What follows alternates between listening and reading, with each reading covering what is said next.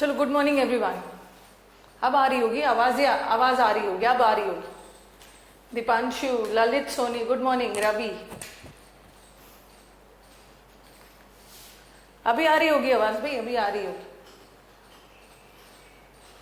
ऋषु, अंकित, राहुल, मानस, अश्वनी, सना, सत्या, सबको good morning. Nishant, Dhananjay, एक बार बता दीजिए आवाज आ रही है ना अभी? Good morning, good morning, good morning. Yes, अभी आ रही है। हाँ, एक दो चीज और। अभी तो मैं क्लोज टेस्ट करवाऊंगी। कल आई थिंक हमने वॉब का 2 शीट कर लिया है। बारी बारी से हम लोग वॉब कंप्लीट कर लेंगे, बिकॉज आज लव यू मोनिका, क्योंकि हमने काफी दिन से क्लोज टेस्ट नहीं किया था, तो today will be doing cloze test. ठीक है, जो वॉब का 3 शीट बना है ना, वो मैं ऑल्टरनेटिव डेज में आपको करवा दूंगी। No need to worry, no need to worry. Yes, और डाउट, आज यूट्यूब पे डाउट सेशन है। ठीक है, काफी सारे बच्चों के डाउट्स है, तो मैं बारी बारी से डाउट्स करवाऊंगी। Okay, no need to worry. आज कुछ डाउट्स है because due to shortage of time ना, टाइम जैसे आपका 11 o'clock क्लास खत्म होगा, फिर 11:30 to 12:15 हो जाता है यूट्यूब, फिर मुझे थोड़ा ब्रेक चाहिए, फिर 1 o'clock से अनअकैडमी का यूट्यूब है, तो थोड़ा थोड़ा करके मैं सबका डाउट्स करवा दूंगी। ललित ने डाउट्स भेजा है, तो मैं डाउट को पहले टाइप करवा दूंगी। जितने डाउट्स टाइप हो गए आज मैं यूट्यूब पे करवाऊंगी 11:30 बजे, और आपके भी जो डाउट्स हैं उसको भी आई गेट इट टाइप्ड। तो हैव पेशेंस, वरी होने की जरूरत नहीं है, मैं सारा डाउट्स यूट्यूब पे करवा दूंगी।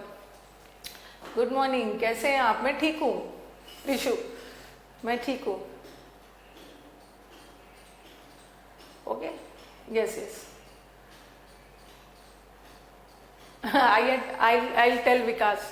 I'll tell Vikas भैया to upload it. Okay, no need to worry. Doubt Lalit Soni को आप अपने टेलीग्राम पे ललित सोनी को टैग करके सारे डाउट्स भेज दीजिए, वो मुझे भेज देंगे और मैं उसको टाइप करवाते जा रही हूँ। सारे जगह का सब बच्चों का एक साथ डाउट टाइप करवाते जाऊंगी और यूट्यूब पे सॉल्व करवाते जाऊंगी। जैसे आज, इसके पहले भी डाउट सेशन हुआ था, आज भी डाउट सेशन है, आप भी उसको अटेम्प्ट करोगे। ठीक है, इट्स नॉट दैट कि मैं सिर्फ अपना डाउट करूंगा, डाउट इज डाउट। ठीक है, तो आप yes, Lalit Soni, okay ma'am, Lalit Soni ने डाउट भेजा है, मैं उसको टाइप करवा दूंगी। ठीक है, वो सब में थोड़ा सा टाइम लगता है, बिकॉज टाइप करवा देने के बाद ना इट बिकम्स ईजियर बोर्ड पे करवाने में, और जल्दी भी हो जाता है। ओके, चलो स्टार्ट किया जाए। सबका डाउट्स होगा, थोड़ा पेशेंस रखना है, और आज का जो डाउट सेशन है वो आप लोग अटेंड करोगे। पहले एक बार इसको पढ़ लीजिए, इसको पढ़िए।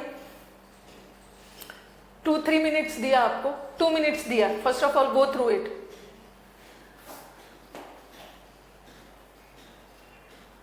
ओहो मैम, लाइट नहीं है और मोबाइल भी डिस्चार्ज है, क्या करें? आप रिकॉर्डेड देख लेना, आप रिकॉर्डेड देख लेना Sonu Kumar.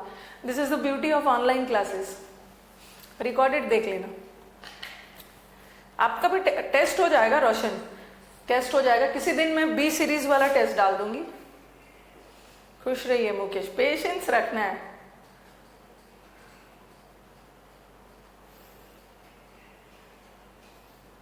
Timing of doubt session 11:30, आज 11:30 में बी वर्ड्स का टेस्ट बिल्कुल होगा। कल मैं बी वर्ड्स का टेस्ट कर दूंगी।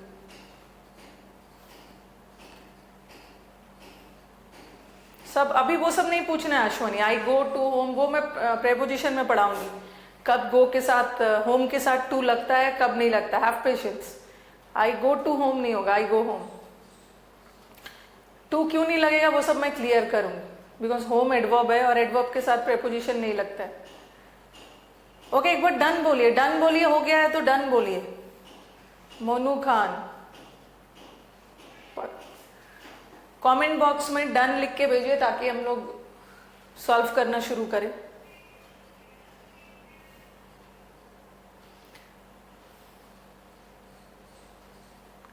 डन। चलो, किस बारे में है ये? साइबर क्राइम के बारे में। ठीक है, and everybody is aware of cyber crime. Cyber threat, cyber crime जो होता है, internet crime.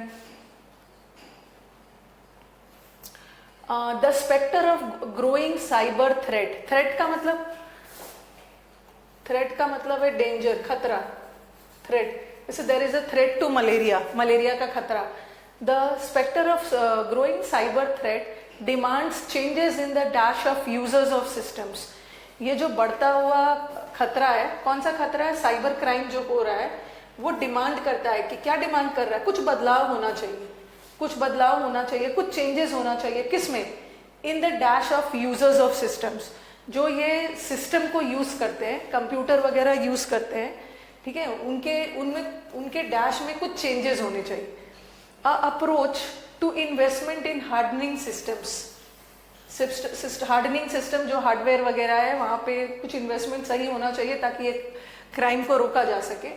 Better training computer securities, better training securities मिलना चाहिए।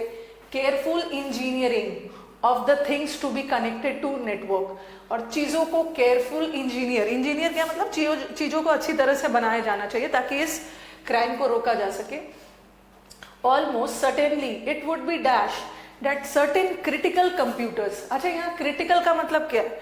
मैंने आपको कई बार बताया है, क्रिटिकल का दो मतलब होता है। एक क्रिटिकल का मतलब होता है important, English plays a critical role in competitive exams, और एक क्रिटिकल का मतलब होता है वेरी सीरियस, पेशेंट की हालत बहुत क्रिटिकल है, बहुत सीरियस है। तो यहाँ क्रिटिकल कंप्यूटर्स मतलब इंपॉर्टेंट कंप्यूटर्स।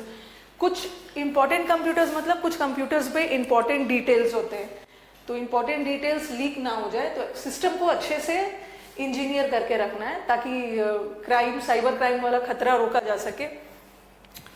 स्पेक्टर, स्पेक्टर मतलब जो साइबर क्राइम देखने को मिल रहा है, द इंसिडेंट्स, द घटना of cyber crimes. Spectre is घटना, इंसिडेंट्स। हाँ, critical computer, certain critical computers को डैश रखना है। And controls are unhooked from the network, a dash known as air gapping. कोई प्रोसेस होगा कंप्यूटर में, मुझे भी ठीक से नहीं पता है, कंप्यूटर में कोई प्रोसेस होगा जिसको एयर गैपिंग बोलते हैं, ठीक है। हाँ चलिए, अनहुक का मतलब क्या है? हुक, किसी को हुक करना मतलब अपने काबू में ले लेना, ठीक है, अपने कंट्रोल में ले लेना। और अनहुक करना मतलब ऐसा कुछ कंट्रोल सिस्टम रखना है ना कि दूसरे लोग कंप्यूटर को अपने काबू में ना ले पाए। ओके, क्योंकि दूसरा लोग, मतलब सिंपल सेंस में बोल सकते हैं हैक कर लेना, हैक कर ले।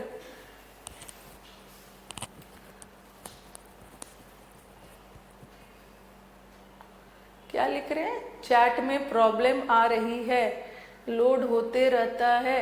लेकिन ऐसा क्यों प्रॉब्लम आ रहा है?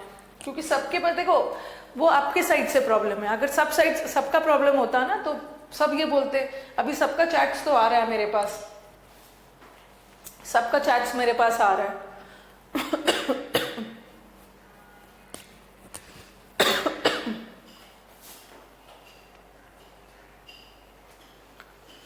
चलो नेक्स्ट करते हैं। The incidents of cyber crime demands changes in the dash of users of systems. चलो बताओ, जो साइबर क्राइम की घटनाएं हो रही हैं वो क्या चाहता है? वो डिमांड करता है, वो चाहता है कि मतलब उसमें बदलाव होना चाहिए। क्या चीज में बदलाव? इन the dash of users of system, system के यूजर्स में।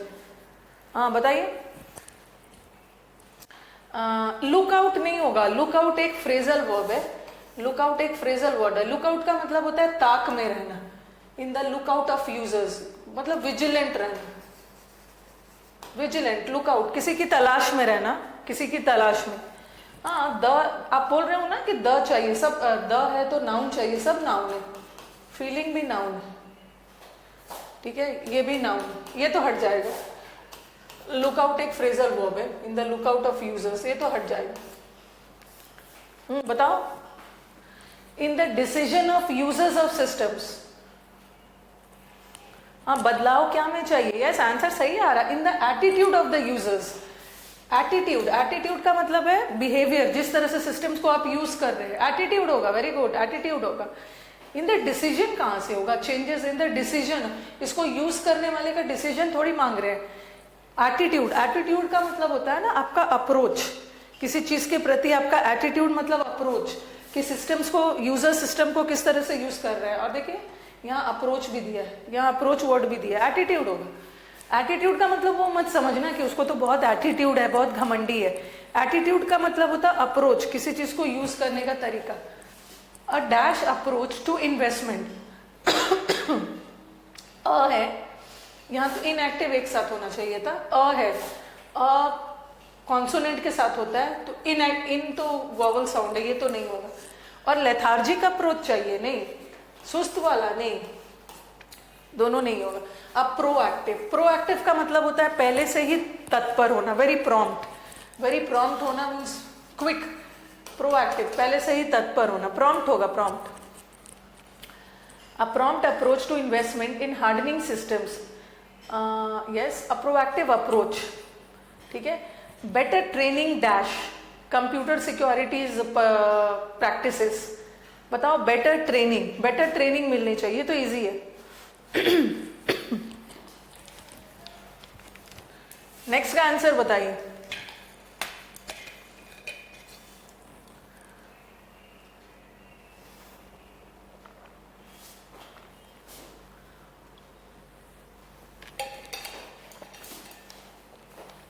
यस, बेटर ट्रेनिंग एट नहीं होता है, किसी क्षेत्र में ट्रेनिंग ले रहे हो तो better training in computer securities, इन होगा, in better training in computer practices and careful engineering of the things to be connected to network, चीजों को अच्छी तरह से इंजीनियर कर लेना है। Almost certainly it would dash that, ये बोल रहे हैं ना कि सिक्योरिटी में, कंप्यूटर सिक्योरिटी में आपको ट्रेनिंग लेना है, और दूसरा चीज़ों को केयरफुली इंजीनियर करके कनेक्ट करना है। इसका मतलब बताया आगे, almost certainly it would dash that, चीज़ों को केयरफुल इंजीनियर करने का मतलब बताया, that certain critical computers and controls are unhooked, चीज़ों को इतने अच्छे से रखना है ना कि जो इंपॉर्टेंट कंप्यूटर्स है उसको कोई हैक ना कर पाए। इट वुड प्रोड्यूस नहीं होगा, कुछ प्रोड्यूस नहीं कर रहा है। इट वुड मीन, इसका मतलब ये है, इसका it would mean into, no training into नहीं होता है। अगर आपको ट्रेनिंग इनटू क्यों करो, you are getting training in, आपको हार्डवेयर में ट्रेनिंग मिल रही है, training in software, hardware, training in computer securities, training into थोड़ी लगेगा। यस, पहले तो इन्होंने बोला कि केयरफुली इंजीनियर करना है, और इंजीनियरिंग का मतलब बताया। इंजीनियर का मतलब क्या है कि इंपॉर्टेंट कंप्यूटर्स को अच्छे तरह से कंट्रोल करना ताकि हैक ना हो पाए फ्रॉम द नेटवर्क। और dash known as air gapping, देखो ये एयर गैपिंग को उन्होंने इन्वर्टेड कॉमर्स में डाला है, इन्वर्टेड कॉमर्स में डाला है, मतलब ये एक टर्म है, ठीक है, ये एक टर्म है जो कंप्यूटर में यूज होता है। रिप्रेजेंट नहीं होगा, रिप्रेजेंट का मतलब होता है ना दर्शाना, इट वुड रिप्रेजेंट, दर्शा रहा है, डिपिक्ट कर रहा है, तो दर्शाने का सेंस ही नहीं है यहाँ पे। A dash known as air gapping. Utility का मतलब क्या होता है जरा बताना, यूटिलिटी का मतलब क्या होता है, जो बहुत यूटिलिटी कर रहे हो सब। Yes, a practice known as practice. अच्छा, प्रैक्टिस का क्या मतलब है? एक तो प्रैक्टिस का मतलब होता है अभ्यास करना, और एक the practice of sati system, malpractice, कुरीतियां। एक प्रैक्टिस का मतलब होता है ना सिक्योरिटी प्रोसेस के सेंस में भी जाता है। द प्रैक्टिसेस, हमारे समाज में बहुत सारे प्रैक्टिसेस चल रहे हैं, प्रैक्टिसेस मतलब बहुत सारे एक्टिविटीज चल रहे हैं, ठीक है, अभ्यास के रूप में एक्टिविटीज, तो प्रैक्टिस होगा। और यहाँ पे देखो बहुत सारे, यहाँ पे क्या यूज किया है, कंप्यूटर को कैसे सिक्योर करना है, ये भी एक प्रैक्टिस है, ये भी एक प्रोसेस है, तो यहाँ प्रोसेस के सेंस में प्रोसेस।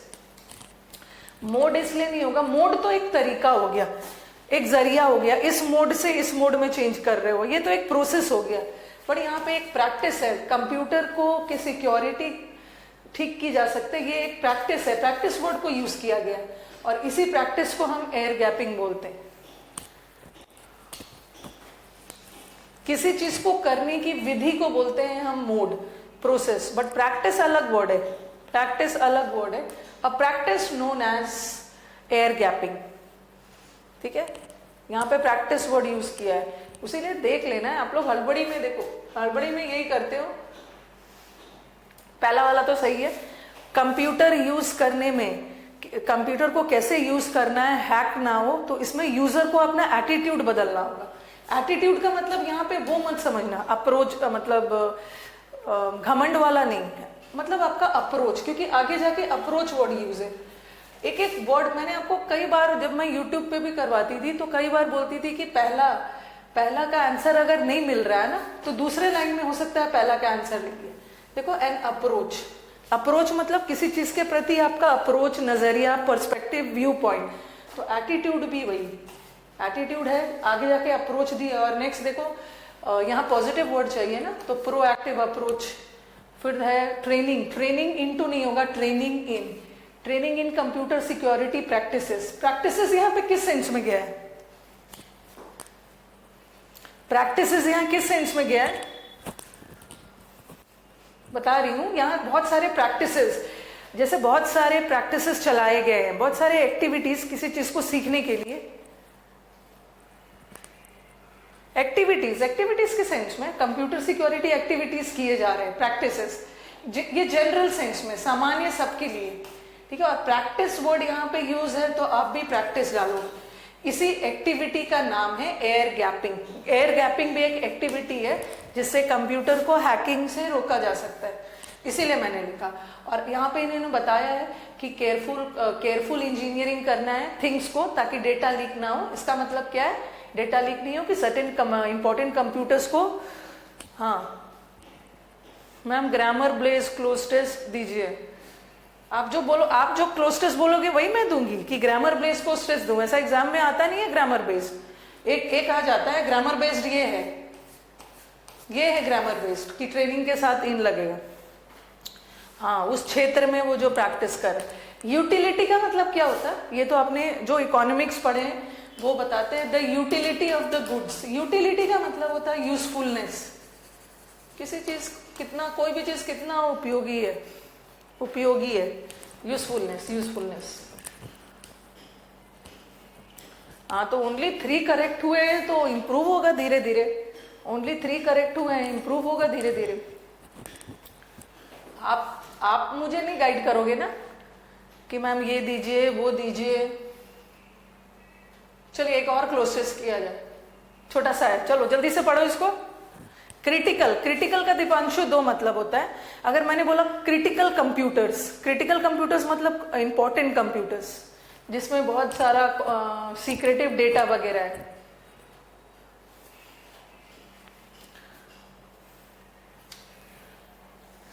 चलो बताओ, इसको पढ़ के मुझे डन बोलना। काफी दिनों से हमने क्लोज टेस्ट नहीं किया था, तो आज 2 कर लेते। हाँ सही बोल रहे हो, ये बहुत सारे बच्चे ये बोलते हैं। अच्छा हो गया है, करा दिया, ओके। कि मैम जब आपके साथ करते हैं ना तो करेक्ट होता है, जब अपने से करते हैं तो रॉन्ग हो जाता है। इसलिए क्योंकि आप अपने से करते समय ना बहुत बारीकी से ध्यान से करते ही नहीं हो। जो भी ऑप्शन आया पहली बार में टिक कर लेते हो, अच्छे से पढ़ते नहीं हो। जो भी दिमाग में आता है हाँ फटाफट करते जाते हो। आपको देखना है ना कि जो आंसर पहली बार में आ रहा है ऐसा नहीं है कि वो सही ही हो, एक बार कॉन्टेक्स्ट को ध्यान में रखना है। ये देखो, ये हो गया है, ये हो गया है।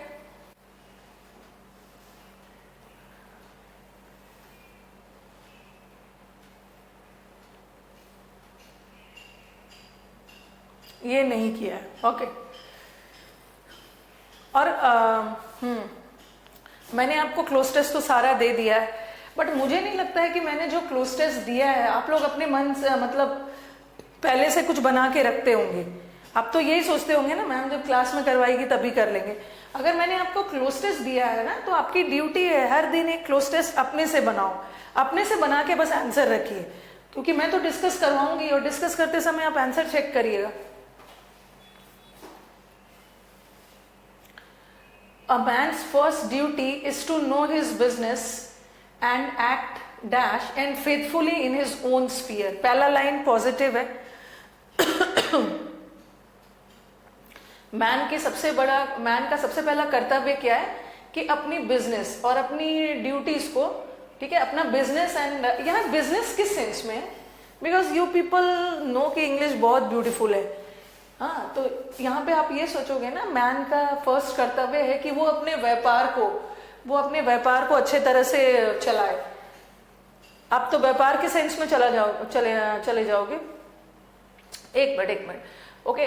जैसे लेकिन बिजनेस का मतलब हर जगह व्यापार के सेंस में नहीं होता है। It's not your business.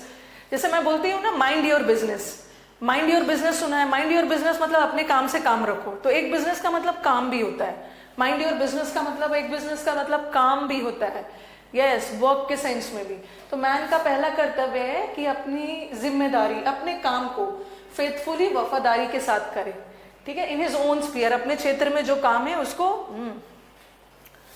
Mind your business भी तो बोलते हैं, उसी को तो मैं बोल रही हूँ, माइंड योर वर्क, अपने काम से काम रखो। Man, many a good intentioned people, many, बहुत सारे गुड इंटेंशन वाले लोग जिनका इरादा सही होता है, अननोइंगली, अननोइंगली का मतलब क्या होता है, नोइंगली मतलब जानबूझकर, और अननोइंगली मतलब अनजाने में, अनजाने में, अननोइंगली, ठीक है, waste much time of his energy, much of his time, energy and dash sensibility in ideological and passive sympathy for many, यहाँ पे shorts नहीं होगा, ये वाला shorts हो, for many sorts of human dash, shorts का मतलब है प्रकार, अनजाने में, बिना जाने बहुत सारे लोग होते हैं ना, but this people are good intention, ऐसा नहीं है कि वो बदमाश है, उनका इरादा अच्छा होता है, बट अनजाने में वो क्या करते हैं, अपना टाइम वेस्ट कर देते हैं। देखिए कुछ गलत कर रहे हैं, देखिए इनके इरादे अच्छे हैं, दे आर गुड इंटेंशन, बट अनजाने में, ओके, इंटेंशनली नहीं, अनजाने में अपना टाइम वेस्ट कर देते हैं, waste much of his time and energy and sensibility in ideological and passive sympathy for many sorts of human dash which he can neither remove nor alleviate. अच्छा, इस sentence का मतलब क्या जा रहा है? नो डाउट थोड़ा सा सेंटेंस लेंदी है, थोड़ा सा सेंटेंस लेंदी है, लेकिन क्या है, क्या बोलना चाह रहे हैं?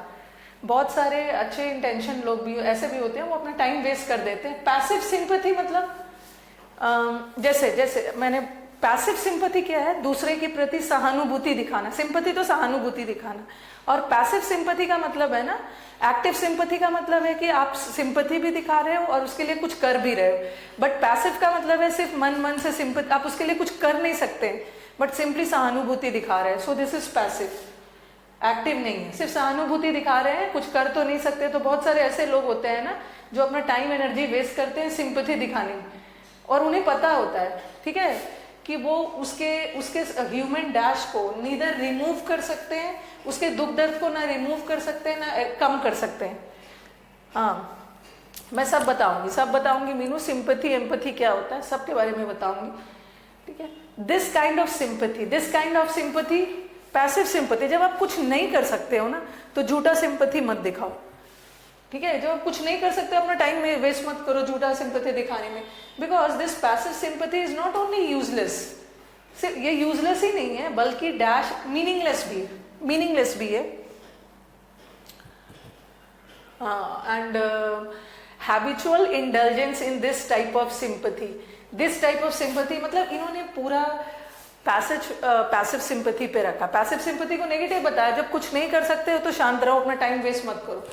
This kind of sympathy is dash and cowardly, ये तो कॉवर्डली है, ठीक है, कुछ कर नहीं सकते। एलिविएट मतलब कम करना, एलिविएट। चलिए बताइए आप। A man's first duty is to know his business and act dash and faithfully। बताओ, act, यहाँ पे पॉजिटिव वर्ड चाहिए ना। मैन के पहला काम है कि वो अपने कर्तव्य को फेथफुली निभाए, फेथफुली के साथ पॉजिटिव वर्ड चाहिए। सस्पिशियस का मतलब है डाउटफुल तो हट गया।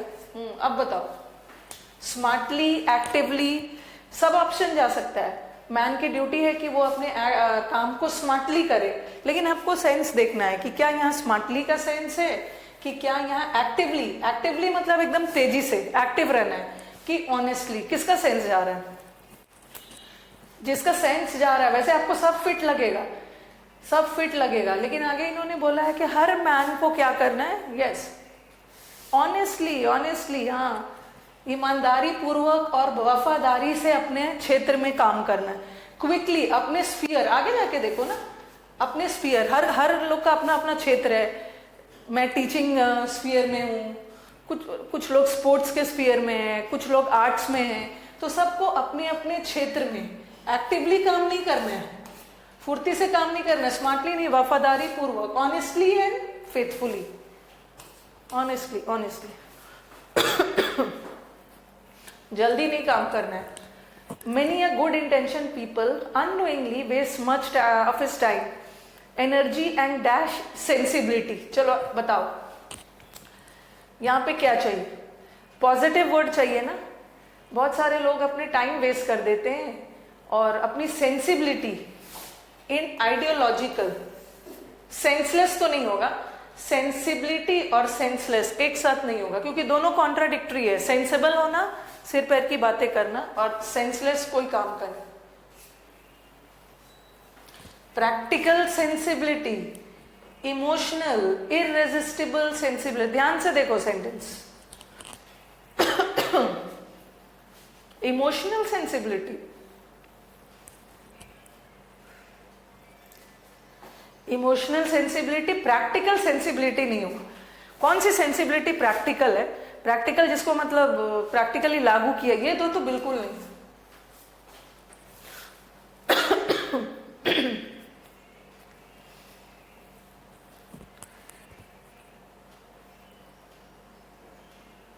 प्रैक्टिकल सेंसिबिलिटी नहीं होता है. अपनी टाइम सेंस, प्रैक्टिकल सेंसिबिलिटी तो खुद में ही प्रैक्टिकल है, आप सेंसिबल हो.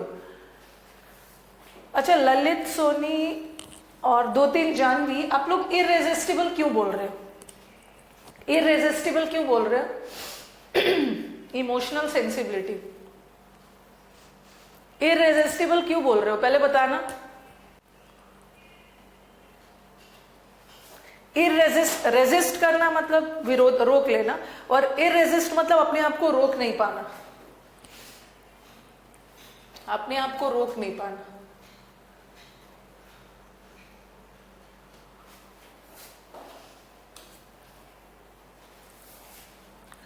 पहले मुझे बताओ किस इमोशनल सेंसिबिलिटी है. Waste much of emotional sensibility in ideological and passive sympathy. ये तो बहुत एक्स्ट्रा एक्टिव होना. आप ना स्ट्रेप्सिल्स लिया करो. सही बोल रहे हो. एक्चुअली मैं क्या कर रही हूँ ना, मैंने सही बताया है, आप देख लो.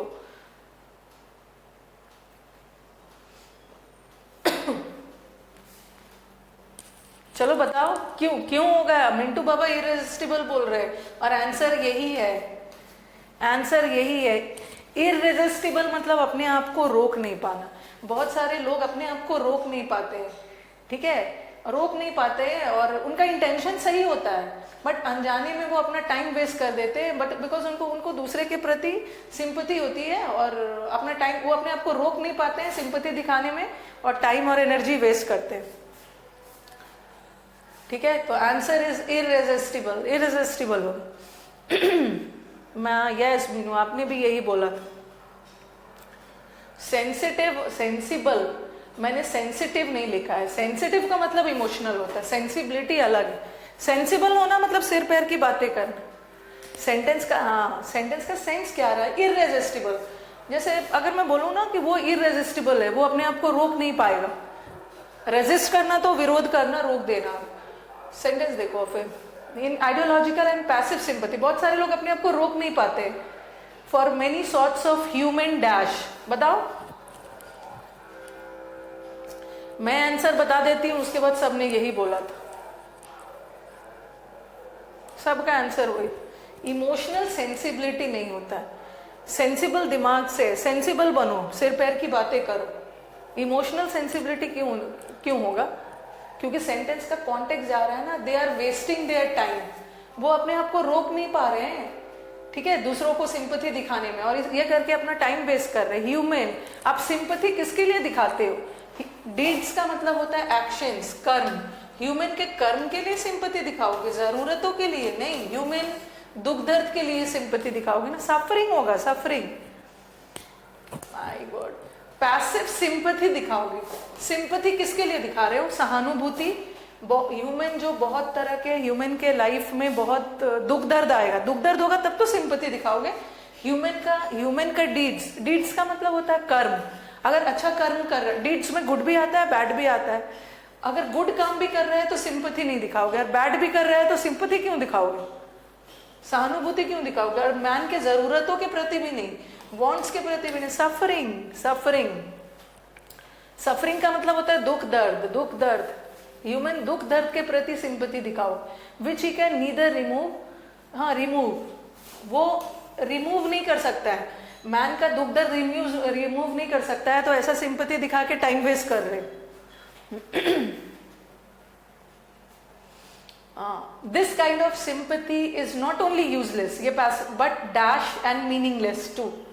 ये जो पैसिव सिंपैथी है ना, ये बेकार ही नहीं है, यूजलेस ही सिर्फ नहीं है, मीनिंगलेस भी है। बताओ यहां पे कैसा वर्ड चाहिए? नेगेटिव वर्ड चाहिए ना, क्योंकि ऑथर बोल रहे हैं कि ऐसा सिंपैथी बेकार है, यूजलेस है। सिर्फ यूजलेस ही नहीं है, नॉट ओनली के साथ, नॉट ओनली वाला सेंटेंस दोनों सेम पार्ट ऑफ स्पीच को जोड़ता है। यहाँ पे अगर नेगेटिव है ना, सिर्फ बेकार ही नहीं है बल्कि मीनिंगलेस भी है, तो यहाँ पे क्या चाहिए? डी। यहाँ भी हमें नेगेटिव वर्ड चाहिए, नेगेटिव वर्ड चाहिए।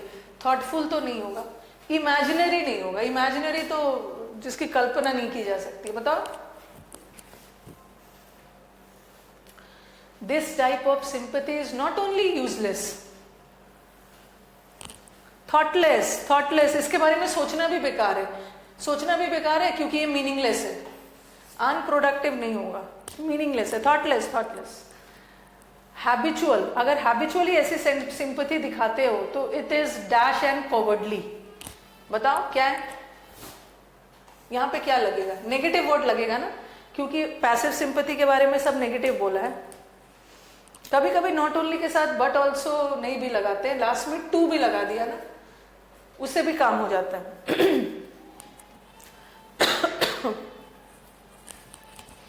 बताइए हैबिचुअल, अगर ऐसे टाइप ऑफ सिंपैथी दिखा रहे हैं तो ये तो कॉवर्डली है। ऐसे ऐसे सिंपैथी तो डरपोक लोग दिखाते हैं, कुछ कर नहीं रहे हैं, बस ऊपर ऊपर सिंपैथी दिखा रहे हैं। इन एविडेंट, एविडेंट का मतलब होता है क्लियर। एविडेंट वर्ड को कैसे याद रखोगे? एविडेंस, एविडेंस का मतलब सबूत, सबूत से कोई चीज क्लियर है। एविडेंट का मतलब क्लियर और इन एविडेंट मतलब अनक्लियर। अनडिजायरेबल, एक्स्ट्राऑर्डिनरी, एक्स्ट्राऑर्डिनरी तो आएगा नहीं क्योंकि हमें यहाँ नेगेटिव चाहिए। This kind of sympathy extraordinary नहीं है, हमें नेगेटिव चाहिए, ये तो हट गया। और this kind of sympathy is unclear, unclear तो नहीं होगा, ऐसी सिंपैथी तो क्लियर है बट कोई काम का नहीं है। हाँ, इम्बेसाइल, इम्बेसाइल का मतलब क्या होता है? अभी मैंने जो आपको वर्ड पावर का शीट करवा रही हूँ ना, उसमें इम्बेसाइल दिया है। इम्बेसाइल का मतलब होता है ना जिसे मिसाइल चलाना नहीं आता, इम्बेसाइल, फुलिश, फुलिश।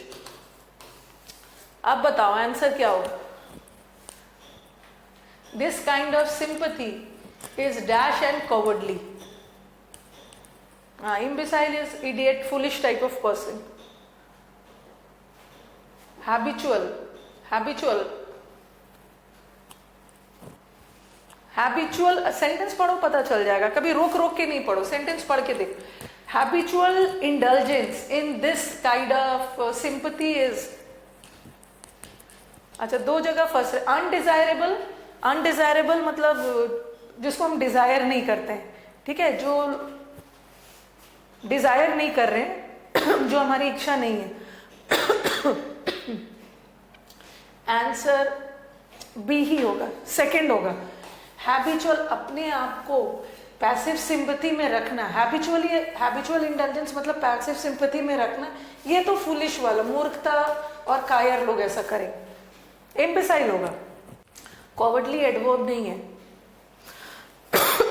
कॉवर्डली एडवर्ब नहीं है, cowardly is an adjective, adjective है, एडजेक्टिव है, ये मैं आपको बताऊंगी।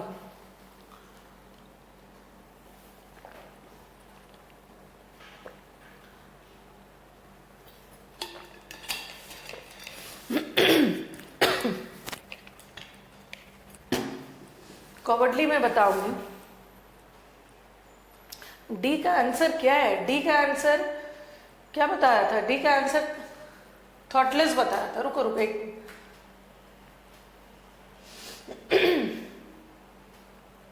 लिख देती हूँ सबका। इसका आंसर ऑनेस्टली था, इसका ये रेजिस्टिबल, सफरिंग, थॉटलेस और इसका इम्बेसाइल। ये जो कॉवर्डली है ना, इसको गलती से भी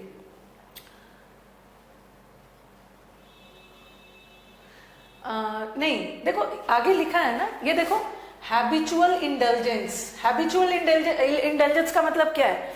हैबिचुअल, आपकी अगर हैबिट हो गई है, आप लगातार ऐसी सिंपैथी दिखा रहे हो, तो ये तो फुलिश हुई हैबिचुअल वर्ड की वजह से। ये तो फुलिशनेस और कॉवर्डली बात हो गई। यहाँ कॉवर्डली एडजेक्टिव मैं आपको एडजेक्टिव में पढ़ाऊंगी, और ये मैंने यूट्यूब पे भी पढ़ाया हुआ है यूट्यूब पे भी पढ़ाया हुआ है।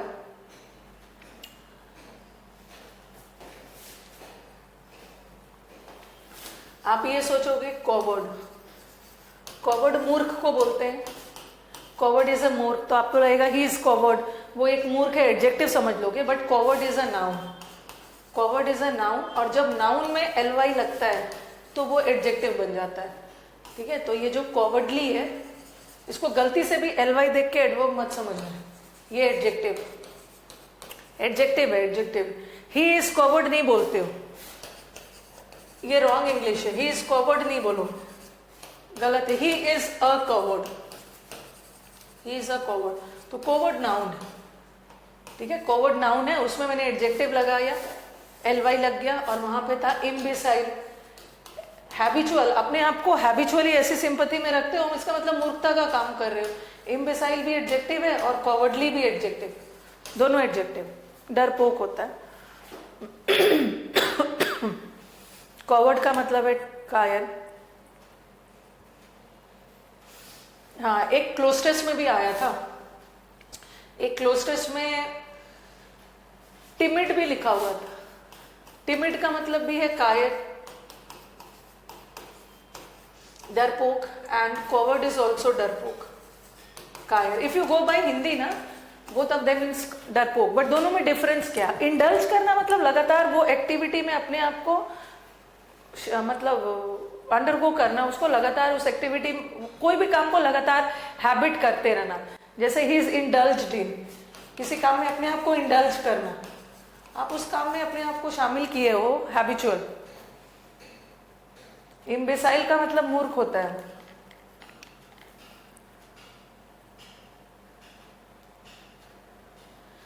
हाँ, दोनों में क्या डिफरेंस है ये मैंने यूट्यूब पे भी बताया था। टिमिड एडजेक्टिव है और कॉवर्ड नाउन, कॉवर्ड नाउन है, ठीक है। और वहां पे ऐसा लगा हुआ था, कुछ था ऐसा, क्रीचर था, कॉवर्ड क्रीचर या टिमिड क्रीचर। क्रीचर नाउन है, और नाउन की विशेषता बताने के लिए एडजेक्टिव चाहिए, बट कॉवर्ड तो नाउन है, का है, टिमिड हो जाएगा, टिमिड, टिमिड एडजेक्टिव।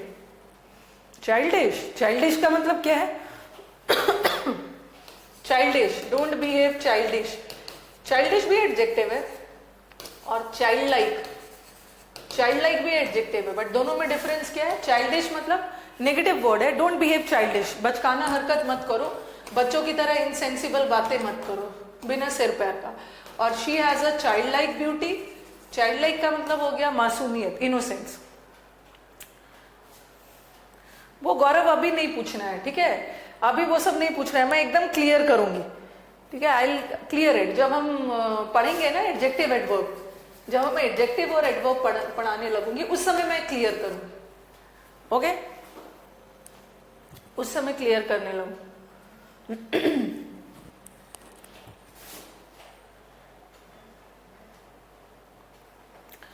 चलो, दो क्लोज टेस्ट हो गया, now let us move to conjunction.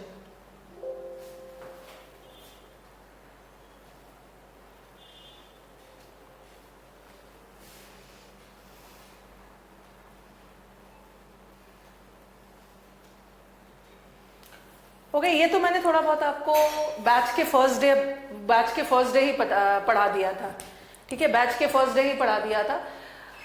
Conjunction थोड़ा बहुत बताया था मैंने जब पार्ट ऑफ स्पीच करवाया था। What is a conjunction? Conjunctions are joining words, थोड़ा सा स्पीड में इसको करेंगे। Conjunctions are joining words, conjunction joining words है, जिसको हिंदी में, हाँ, कंजंक्शन को हिंदी में क्या बोलते हैं? क्या बोलते हैं हिंदी में? और हिंदी जानने की जरूरत भी नहीं है। प्रेपोजिशन को संबंध वाचक बोलते हैं, ठीक है, इसको हम संयोजक बोलते हैं हिंदी में, बट हिंदी जान के क्या करोगे? खतरनाक है, संयोजक है। बस याद रखना इसके नाम में जंक्शन है, जंक्शन है, इसका मतलब है जोड़ने का काम करता है। फिर आपके दिमाग में आएगा कंजंक्शन, जंक्शन का मतलब होता है मीटिंग प्लेस, ज्वाइन। कंजंक्शन किसको जोड़ता है? वर्ड को भी जोड़ता है, फ्रेज को भी जोड़ता है, क्लॉज को भी जोड़ता है और सेंटेंस को भी जोड़ता है, सेंटेंस को भी जोड़ता है। ओके, अब आपके दिमाग में आएगा फ्रेज क्या होता है, जो कि मैंने आपको पहले भी पढ़ा दिया है, इसलिए मैं थोड़ा सा स्पीड में जा रही हूँ। What is a phrase? Phrase is a group of words. Phrase किसको बोलते हैं? वर्ड्स के समूह को, बट इसमें सब्जेक्ट वर्ब का कॉम्बिनेशन नहीं होता है, इसलिए फ्रेज मीनिंगफुल सेंस नहीं देता है। फिर कंजंक्शन किसको जोड़ता है? कंजंक्शन क्लॉज को भी जोड़ता है। क्लॉज किसको बोलते हैं? क्लॉज में सब्जेक्ट वर्ब का कॉम्बिनेशन होता है। ठीक है, ये सब मैंने आपको पढ़ा दिया है। ठीक है, आई थिंक मैंने ये सब आपको पढ़ा दिया है। ओके, और क्लॉज में भी मैंने आपको बताया था, एक होता है डिपेंडेंट क्लॉज और एक होता है independent clause. Independent clause meaningful sense देता है, डिपेंडेंट क्लॉज मीनिंगफुल सेंस नहीं देता है। ओके, और what is a sentence? Sentence meaningful sense देता है क्योंकि इसके पास सब्जेक्ट वर्ब का कॉम्बिनेशन होता है। ठीक है, मैंने सबके बीच का डिफरेंस बता दिया और मैंने बहुत डिटेल में बताया था फंडामेंटल्स में। और कंजंक्शन का काम होता है क्लॉज को भी जोड़ना, सेंटेंस को भी जोड़ना, फ्रेज को भी जोड़ना। अब देखो कैसे कैसे जोड़ रहा है। अब एग्जाम्पल्स ये करवा दिया है, यस, उसीलिए मैं थोड़ा सा स्पीड में जा रही हूँ। अब पहला वाला सेंटेंस में कौन सा है कंजंक्शन। उसके बाद सीधा हम जहां जहां से एरर्स आ रहा है उस पर करेंगे।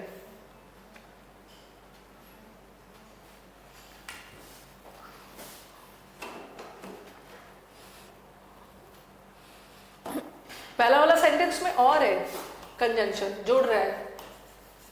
नेक्स्ट वाले सेंटेंस में कौन सा कंजंक्शन है? एज।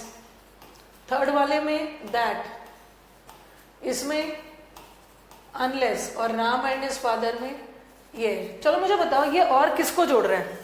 और किसको जोड़ रहा है? ये जो आप बोलोगे ना, अगर सेंटेंस ऐसा रहता ऑफिस और होम, कहाँ मुझे मिलोगे? ऑफिस में या घर पे? तो ये जो ऑफिस है ये वर्ड है और होम वर्ड है, तो ये जो और है वर्ड को वर्ड से जोड़ रहा है। बट यहाँ जो और है ना, ऑफिस और होम को नहीं जोड़ रहा है। I will meet you, office नहीं होगा, एट ऑफिस, मैं आपसे ऑफिस में मिलूंगा, एट ऑफिस और एट होम। तो यहाँ जो कंजंक्शन है सिर्फ ऑफिस और होम को नहीं जोड़ रहा है, एट ऑफिस को जोड़ रहा है एट होम से। तो एट ऑफिस क्या है? At office is a phrase. Phrase दो या दो से अधिक वर्ड का होता है, इट्स अ फ्रेज। तो यहाँ कंजंक्शन ने फ्रेज को फ्रेज से जोड़ा। यहाँ कंजंक्शन ने क्या किया?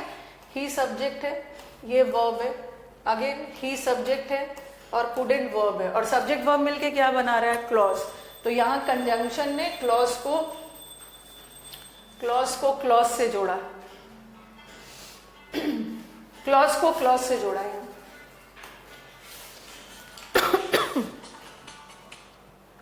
कंजंक्शन ने क्लॉज को क्लॉज से जोड़ा। नेक्स्ट वाला, यहाँ भी क्लॉज, यहाँ भी देखो ही सब्जेक्ट है, ये वर्ब है, यहाँ भी ही सब्जेक्ट है और वर्ब है। यहाँ भी कंजंक्शन ने क्लॉज को क्लॉज से जोड़ा। यहाँ भी अगेन सब्जेक्ट वर्ब क्लॉज को क्लॉज से जोड़ रहा है। और यहाँ कंजंक्शन सेंटेंस को नहीं जोड़ रहा है, सेकेंड में क्लॉज टू क्लॉज को कनेक्ट किया है। यस, क्लॉज सेकेंड में क्लॉज से क्लॉज है। एक ये देख लो, ये एक इंडिपेंडेंट, ये डिपेंडेंट है, ये इंडिपेंडेंट है, बट यहाँ दोनों इंडिपेंडेंट है। यहाँ अगेन डिपेंडेंट और इंडिपेंडेंट। और नेक्स्ट वाले में राम एंड हिज फ्रेंड, यहाँ राम और उसके दोस्त को जोड़ा जा रहा है, वर्ड को वर्ड्स। तो बस मुझे यहाँ पे बताना था कंजंक्शन का काम होता है फ्रेज को फ्रेज से जोड़ना, क्लॉज को क्लॉज से जोड़ना, या वर्ड को वर्ड से जोड़ना। वैसे सेंटेंस को भी जोड़ सकता है, जो 6th में लिख दिया मैंने, ही वॉज इल, ये एक सेंटेंस। ही कुडेंट कम, अब मैं ये दो सेंटेंस है, फुल स्टॉप आ गया तो सेंटेंस है, ये एक सेंटेंस है, ये एक सेंटेंस है। अब मैं इस सेंटेंस को जोड़ रही हूँ, लिख दिया मैंने he couldn't come because he was ill। अब यहाँ कंजंक्शन कौन है? बिकॉज। मैंने बिकॉज से दोनों सेंटेंस को जोड़ दिया। हाँ, मैंने सब करवा दिया, इंडिपेंडेंट डिपेंडेंट क्लास के पहले दिन करवा दिया, इसलिए मैंने दोबारा नहीं बताया। ऐसा भी लिख सकती हूँ मैं, इसी ये दो सेंटेंस को मैं एज से भी जोड़ सकती हूँ, as he was ill he couldn't come, ऐसे भी जोड़ सकती हूँ। यहाँ कंजंक्शन एज है तो आप किसी से भी जोड़ सकते हो। नहीं, दो नहीं होगा, दो नहीं होगा अमित्य, दो सेंटेंस में तब होता है ना, दो तब होगा जब सेंटेंस गोज कॉन्ट्राडिक्टरी। कॉन्ट्राडिक्टरी मतलब सेंटेंस का एक पार्ट पॉजिटिव और दूसरा पार्ट नेगेटिव, बट यहाँ तो दोनों नेगेटिव ही जा रहा है, बीमार है और नहीं आ पाए। अगर ऐसा रहता ना, बीमार होने के बावजूद भी वो आया, बीमार होना नेगेटिव है और उसके बावजूद भी आया, दैट इज पॉजिटिव, तो कॉन्ट्रडिक्शन जाएगा, तभी दो और ऑल दो का यूज करेंगे। Yes, we had done all these in details. ठीक है, ये तो हमने बेसिक किया। अब चलो जहां जहां से, अब एग्जाम में एरर कहां कहां से कैसे कैसे आता है। ओके, ये तो हमने कर लिया था, एग्जाम में एरर कैसे कैसे आता है। कंजंक्शन कोई बहुत लेंथी टॉपिक नहीं। ओके, देखो अभी मैंने लास्ट जो 1-2 साल का पेपर देखा, और जैसे मैंने आपको बताया कि टीसीएस की टेंडेंसी रही है, अब आपका एसएससी का वेंडर टीसीएस हो गया, तो टीसीएस ने जो लास्ट ईयर एग्जाम दिया, तो लास्ट ईयर के अकॉर्डिंग हमने देखा कि बहुत कॉन्सेप्चुअल एरर्स आ रहे हैं कंजंक्शन से। ओके, कंजंक्शन से बहुत कॉन्सेप्चुअल एरर आ रहे हैं। पहले ऐसा देते थे, नीदर के साथ नॉर लगा देते थे, नीदर के साथ नॉर लगा देते थे, सॉरी नीदर के साथ और लगा के दे देंगे, गलत है। एवरीबडी पेयर में गलती कर देते थे, और एवरी स्टूडेंट नोज कि नीदर के साथ और नहीं लगता है, नॉर लगता है। ओके, लेकिन अब क्या कर रहे हैं, अब क्या कर रहे हैं कि वो ये सब पेयर और रूल बेस्ड एरर्स नहीं दे रहे। व्हाट दे आर डूइंग ना, वहां पे कंजंक्शन ही गलत लगा दे रहे हैं। बता रही हूं मैं, गलत कंजंक्शन डाल दे रहे हैं। जैसे लिखा मैंने since he did not finish, since he did not finish the work, the project, या ऐसा कुछ था, एक सेंटेंस था, since he did not finish the previous project, he was entrusted, entrust का मतलब है जिम्मेदारी देना, with a new one। अब कंजंक्शन का पुराना घिसा पिटा एरर्स नहीं दे रहे, कंजंक्शन ही गलत डाल दे रहे। अब देखो यहाँ पे सिंस है, सिंस यहाँ पे कंजंक्शन गलत डाल दिया, यहाँ पे होना चाहिए था दो या ऑल दो, दो या ऑल दो होना चाहिए था। क्यों, क्यों बताओ, दो या ऑल दो क्यों होना चाहिए? चलो अगर आपको लग रहा है मैं इसको अच्छे से स्लाइड में लिख के बताती हूँ।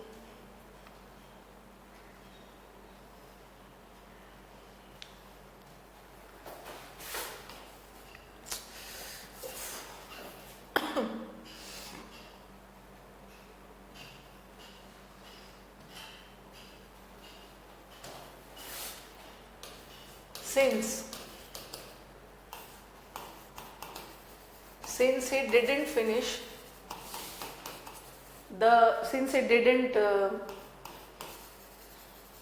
finish ऐसा था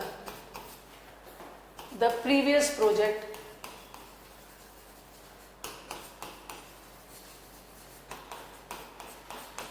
ऐसा प्रीवियस पेपर में उन्होंने दिया था। he was entrusted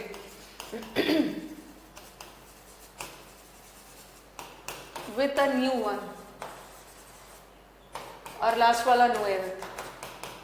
चलो बताओ एरर कहां पे है?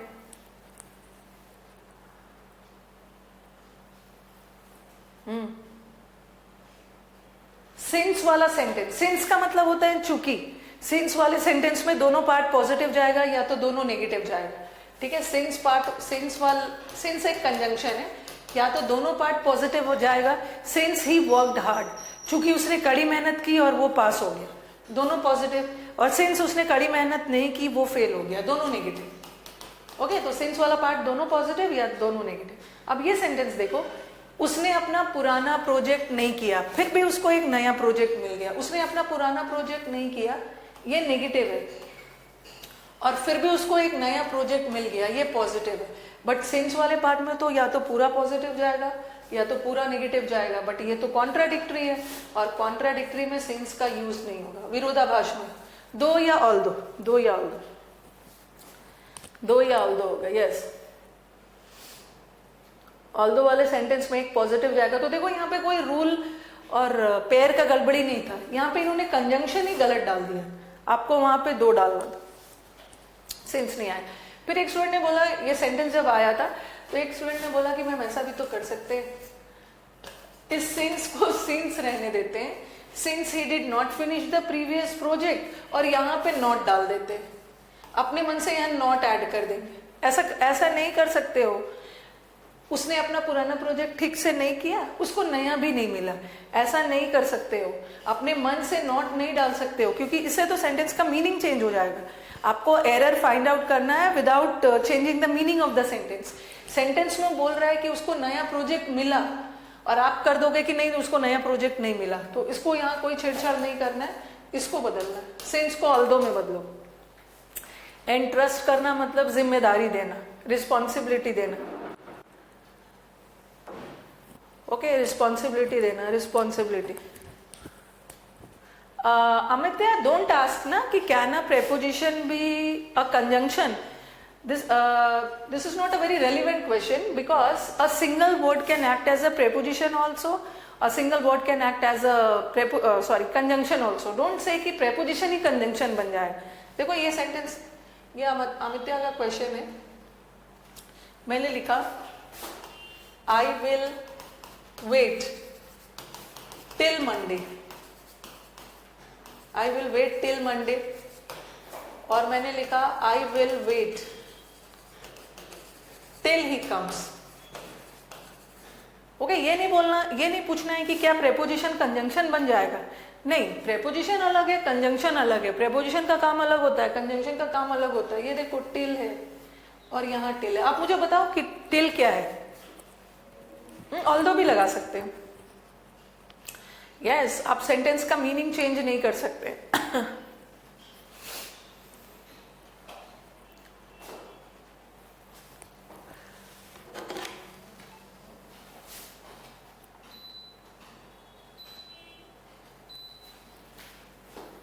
पहला वाला क्या है, दूसरा वाला देखो, दूसरा वाला सेंटेंस देखो, आई है सब्जेक्ट, विल वेट वर्ब, ही है सब्जेक्ट, विल वेट वर्ब, और सब्जेक्ट और ये मिलके क्या बना रहे हैं, क्लॉज। यहाँ भी क्लॉज, और यहाँ पे जोड़ने के लिए वर्ड चाहिए, दो क्लॉज को जोड़ रहा है ये कंजंक्शन, बट यहाँ पे कुछ चीज जुड़ नहीं रहा है। जोड़ने के लिए क्या करना है, या दो वर्ड चाहिए या दो क्लॉज चाहिए, यहाँ जुड़ नहीं रहा है। So this Monday is a noun, name of a week, हर वो चीज जिसको नाम दे सकते हो नाउन है।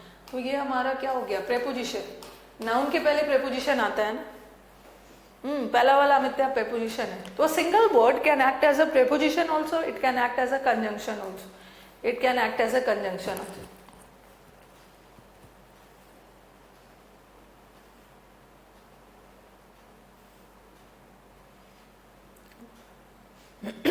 ये देखो, he has been absent, he has been absent since Monday, और लिखा मैंने since he was absent, since he was absent he couldn't do the work। चलिए अमित्या बताइए, पहला वाला since क्या है और दूसरा वाला since क्या है।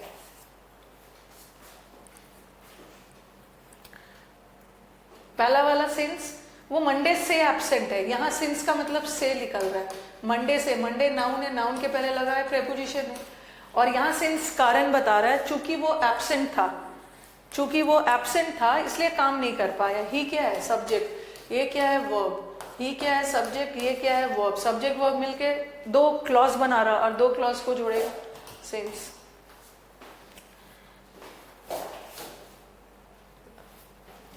चलो वहां तो हो ही गया। I haven't seen him since he left, उसके जाने के बाद मैंने उसको नहीं देखा। आप कितने आज पढ़ाते हो, आज 9:30 to 11, 11:30 to 12:30 चलेगा, 1 to 2 चलेगा, 3:30 to 4:30 चलेगा, 5 to 6 चलेगा, और शाम में 8 to 9:30 चलेगा। ओके हाँ चलो, ये सिंस क्या है अभी तो मेंस का बैच भी शुरू होगा। Subject verb, subject verb, subject verb दोनों क्लॉज है और क्लॉज को कंजंक्शन जोड़ते, कंजंक्शन।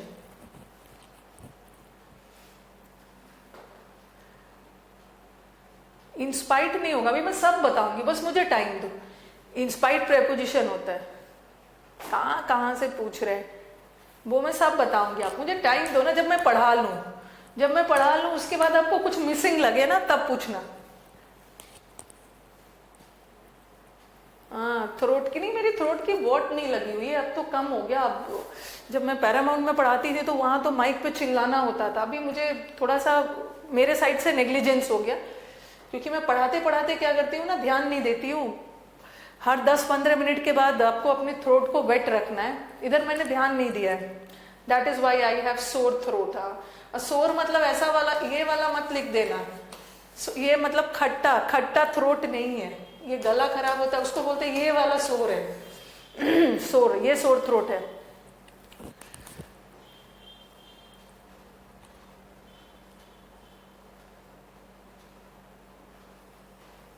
ओके चलो अब स्टार्ट किया जाए। अनटिल और अनलेस पे चलते। अब हम अभी तक हमने पढ़ा कि कंजंक्शन होता क्या है, ठीक है, कंजंक्शन होता क्या। अब हम देखेंगे कंजंक्शन से एरर कहाँ कहाँ से आता है, ठीक है। Now we will do the uses of conjunctions, ठीक है। कंजंक्शन का यूज कहाँ कहाँ से होता है। अनटिल और unless very important, until and unless is very very important. इससे रिलेटेड बहुत सारे एग्जाम्स में एरर आते हैं। उन्होंने स्लाइड नहीं डाला इस बार, चलो मैं अलग से लेती हूँ स्लाइड।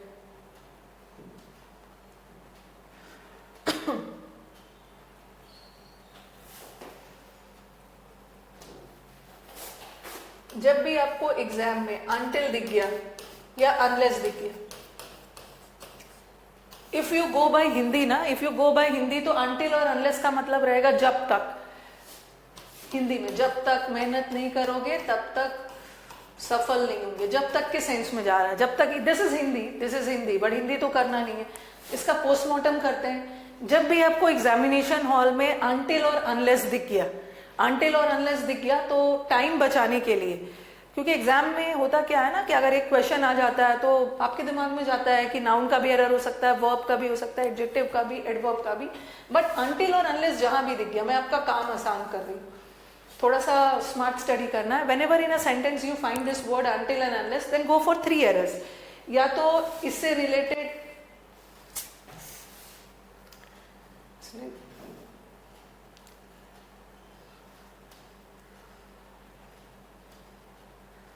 उन्होंने वर्ब में शीट डाल दिया था, इसमें डाला नहीं है, उसको डालना होगा।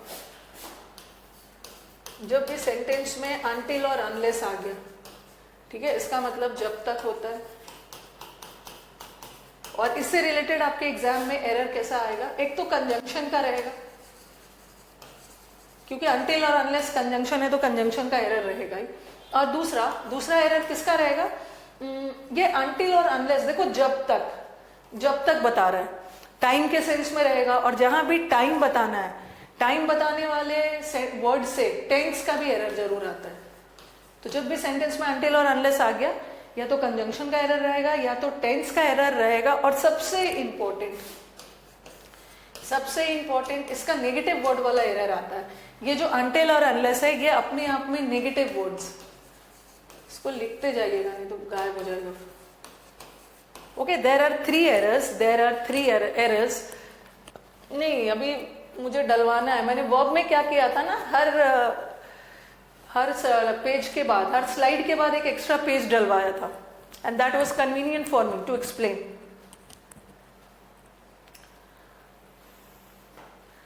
ओके, व्हेनेवर अनटिल और अनलेस आ गया, कंजंक्शन का भी एरर आ सकता है, टेंस का भी आ सकता है, negative words. What does this mean, negative words. Until और अनलेस अपने आप में नेगेटिव वर्ड है। इसका मतलब है कि अनटिल और अनलेस खुद में नेगेटिव वर्ड है, तो अनटिल और अनलेस के साथ नॉट वर्ड मत लगाना। No use of not with until and unless. क्यों अनटिल और अनलेस के साथ नॉट नहीं लगाना है, क्योंकि वो खुद में नेगेटिव वर्ड है। Until and unless itself are negative words, तो इसके साथ नॉट नहीं लगाओगे। और टेंस का भी एरर आता है, कंजंक्शन का भी, ठीक है। अब मैं सबका अलग अलग बताऊंगी। अब मैं सबका अलग अलग एरर बता रही हूँ कि कंजंक्शन का एरर कैसा आता है, टेंस का कैसा आता है, नेगेटिव वर्ड का कैसा आता है। ओके, ऑल द 3 एरर्स नहीं आएगा एक ही साथ, कोई भी तीनों में से एक एरर रहेगा। हाँ, सबसे पहला thing that you have to keep in mind is that थोड़ा सा पोस्टमार्टम किया जाए. Until and unless, what is the difference between until and unless? जो अनलेस है ये कंजंक्शन, बट अनटिल प्रेपोजिशन का भी काम कर सकता है, कंजंक्शन का भी. अभी जो मैंने लिखा वही है ये, ठीक है. अनलेस और अनटिल का कंजंक्शन का भी एरर आता है, नेगेटिव वर्ड का भी आता है, और अनटिल और अनलेस के साथ हमेशा सिंपल प्रेजेंट. बता रही हूँ, ये अलग से डील करेंगे. अनलेस कंजंक्शन होता है और अनटिल कंजंक्शन भी होता है, प्रेपोजिशन भी होता है. जैसे मैंने लिखा unless you work you won't succeed. यहां अनलेस किसका काम कर रहा है, कंजंक्शन का कि प्रेपोजिशन का? अरे अभी मुझे टाइम दो ना, अभी आप मुझे टाइम दो. शीलो, अभी मुझे टाइम दो. जब मैं पढ़ा लूं उसके बाद पूछोगे, क्योंकि मुझे पता है आपके दिमाग में आएगा कि मैम अभी तो आपने बताया कि अनटिल और अनलेस नेगेटिव वर्ड है, उसके साथ नॉट नहीं लगता, बट यहां आपने क्यों लगाया. अभी मैं सब बताऊं. ये कंजंक्शन है. अनलेस कभी प्रेपोजिशन हो ही नहीं सकता है. अनलेस इज ऑलवेज कंजंक्शन, ठीक है. और अभी मैंने लिखा था वेट हियर अनटिल मंडे तक वेट करो, तो ये तो प्रेपोजिशन हो गया. और वेट हियर अनटिल आई कम, यहाँ पे कंजंक्शन हो गया. तो अनटिल कंजंक्शन भी होता है, अनटिल प्रेपोजिशन भी हो सकता है, दोनों हो सकता है.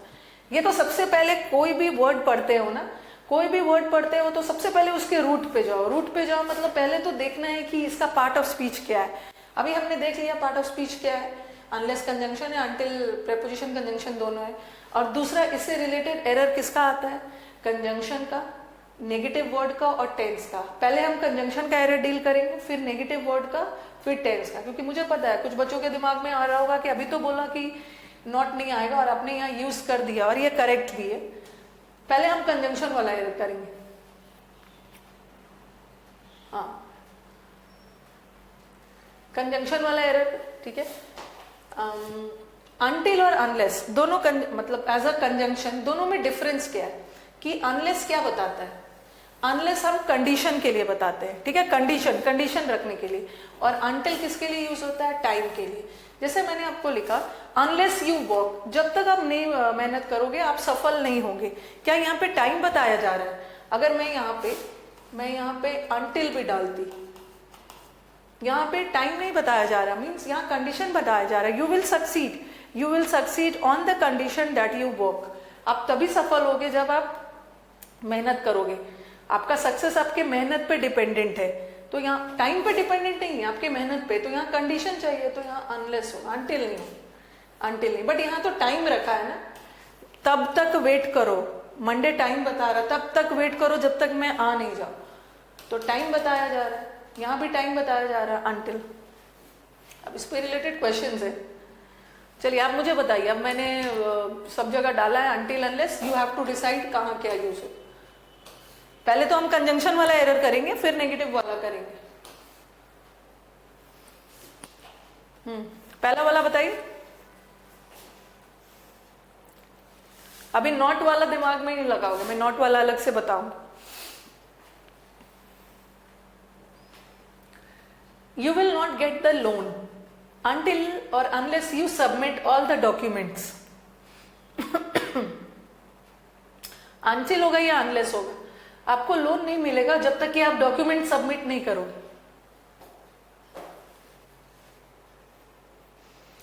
कुछ के दिमाग में जाएगा ना टाइम देख के वो until लगा देंगे, बट गलत है. यहाँ पे अनलेस होगा, अनलेस ही होगा. टाइम लगा के तो उन्होंने अलग सा एक प्रेपोजिशन यूज ही कर दिया. वो बोल रहे हैं you will get the loan only on the condition, जब आप डॉक्यूमेंट्स को सबमिट करोगे. अनलेस होगा, अनटिल नहीं है. अनलेस. और अनटिल में काइंडली डबल टी मत लगाना, सॉरी डबल एल नहीं लगाना, सिंगल एल होता है. टिल में डबल एल होता है. अनलेस आपको कंडीशन बता रहा है, ठीक है. इसी शर्त पे आपको लोन मिलेगा जब अपने डॉक्यूमेंट सबमिट कर दोगे. Unless. I will wait here until या अनलेस ही रिटर्न्स. मैं तब तक वेट करूंगा जब तक कि वो ना आ जाए. सेकंड होगा, सेकंड होगा, यहाँ टाइम बताया जा रहा है। जब तक मेहनत नहीं करोगे आप सफल नहीं होगे, तो यहाँ टाइम, कोई मेहनत करने का टाइम नहीं बताया जा रहा, अनलेस। नेक्स्ट देख, I will not leave the hall until या unless the exam is over. Third में अनलेस होगा, हाँ, मैं तब तक, नंबरिंग के साथ आंसर बताइएगा। ऐसा थोड़ी पता चल रहा है मुझे किसका आंसर बता रहे हो, फोर्थ लिख के तब आंसर बताना। हाँ, मैं तब तक एग्जामिनेशन हॉल नहीं छोड़ूंगा जब तक एग्जाम ना हो जाए। तो एग्जाम खत्म होने का कोई स्पेसिफिक टाइम होगा ना, अनलेस कहां से होगा, अनटिल होगा, अनटिल, अनटिल, फोर्थ में अनटिल होगा। ये सबका आंसर सही आ रहा है, अनटिल, अनटिल, अनटिल एग्जाम ना ओवर हो जाए। आई will not leave the hall until, very good, सबका आंसर अनटिल ही है। डोंट ईट एनीथिंग जब तक कि गेस्ट नहीं आ जा रहे। फिफ्थ का आंसर बताइए, फिफ्थ का आंसर, फिफ्थ का, जब तक गेस्ट के आने का भी कोई टाइम होगा ना, अनटिल। और कभी कभी देखो, यहां तो मैंने अलग से अनटिल लगाया, कहीं पे अलग से अनलेस लगाया, बट कभी कभी अनटिल और अनलेस को एक साथ भी यूज किया जा सकता है एज अ फ्रेज। ठीक है, दोनों करेक्ट है, अनटिल और अनलेस। आप बोलोगे मैम यहाँ तो आपने अनटिल किया, यहाँ अनलेस किया। कभी कभी जब आपको थोड़ा सा ज्यादा एम्फेसिस डालना होता है, आपको टाइम पे भी एम्फेसिस डालना है, कंडीशन पे भी डालना है, तो आप दोनों एक साथ भी यूज करोगे एक फ्रेज के रूप में। अनटिल एंड अनलेस भी होता है, अनटिल एंड अनलेस फी नहीं पे करोगे तब तक आपको लाइब्रेरी कार्ड नहीं मिलेगा। तो इसको एरर नहीं मानना कि अनटिल और अनलेस एक साथ कहां से यूज कर दिया, दोनों एक साथ यूज हो सकता है। ओके,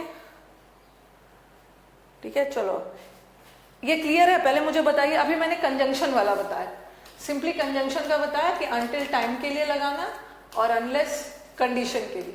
अब हम आते हैं नेगेटिव वर्ड वाला एरर कैसे आता है। सिक्स्थ इज करेक्ट, सिक्स्थ को हम एक साथ यूज कर सकते हैं। फिफ्थ वाला, जब तक गेस्ट नहीं आ जाते हैं, जब तक गेस्ट नहीं आ जाते हैं तब तक आपको कुछ खाना पीना नहीं है, तो टाइम होगा ना गेस्ट के आने का। फिफ्थ में कंडीशन नहीं बता रहा, गेस्ट का आने का एक time, unless the guest arrive, unless नहीं होगा, अनटिल होगा। यस, नोट कर लीजिए, नोट मीनू जी, यस, नोट करने का टाइम दे दिया।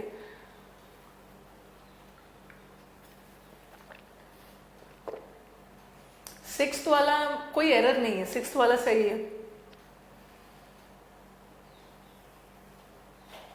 फ्रेज, फ्रेज, फ्रेज किसको बोलते हैं? फ्रेज, अनटिल एंड अनलेस एक फ्रेज है, 3 वर्ड से बना हुआ है। ये मत सोचना ना भाई, ये मत सोच लेना, ये एक पूरा फ्रेज है, इसको हम कंजंक्शन फ्रेज बोलते हैं। ठीक है, अनटिल भी है, 3 वर्ड का समूह है। अब ये मत सोचना जो एंड है वो अनटिल और अनलेस को जोड़ रहा है। एंड तो अपने आप में कंजंक्शन है, अनटिल भी कंजंक्शन है, अनलेस भी कंजंक्शन, कंजंक्शन फ्रेज है।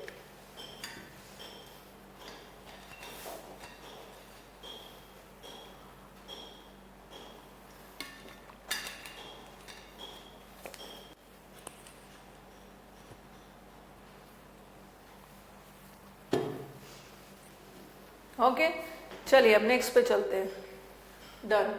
अब नेगेटिव वर्ब। अब कुछ के दिमाग में आएगा कि अभी तो मैम ने बोला कि अनलेस और अनटिल नेगेटिव वर्ड है, उसके साथ नॉट नहीं लगाना है। बट ये सेंटेंस देखना, हाँ, एक मिनट रुको, अलग से स्लाइड लेना होगा।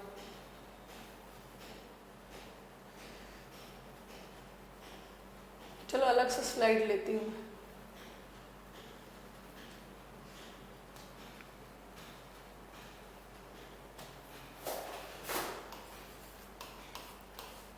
अलग से स्लाइड में इसका ले रही।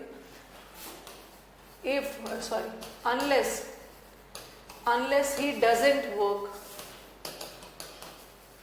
He will not succeed. और फिर लिखा मैंने unless he works he will not succeed. अब इस सेंटेंस में 2 क्लॉज है, एक क्लॉज ये सब्जेक्ट है और ये वर्ब है, सब्जेक्ट वर्ब मिलके एक क्लॉज, और बीच में कॉमा आ गया, ये सब्जेक्ट है ये वर्ब है। ये मिलके एक क्लॉज, ठीक है, दो क्लॉज। अब आप बोलोगे कि मैम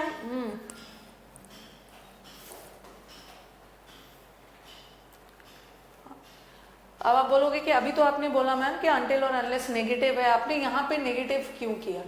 मैंने बोला था कि अनटिल और अनलेस अपने आप में नेगेटिव है, उसके साथ नॉट यूज होगा। अनटिल और अनलेस के साथ वाले क्लॉज में नॉट का यूज नहीं होगा, ठीक है। बट यहाँ तो कॉमा आ गया, ये तो दूसरा क्लॉज है, दूसरा क्लॉज में हो सकता है यूज। ओके, हाँ, सेकेंड वन इज करेक्ट, ठीक है, second one is correct. Because ऐसा नहीं याद रखना है कि अनटिल और अनलेस के साथ नॉट लगेगा ही नहीं, लगेगा, बट अनटिल और अनलेस के साथ नहीं लगेगा, बट सेंटेंस के दूसरे पार्ट, दूसरे क्लॉज में लग सकता है। बट जहां पे अनटिल और अनलेस है उसके साथ नहीं लगेगा, उसके साथ नहीं लगेगा।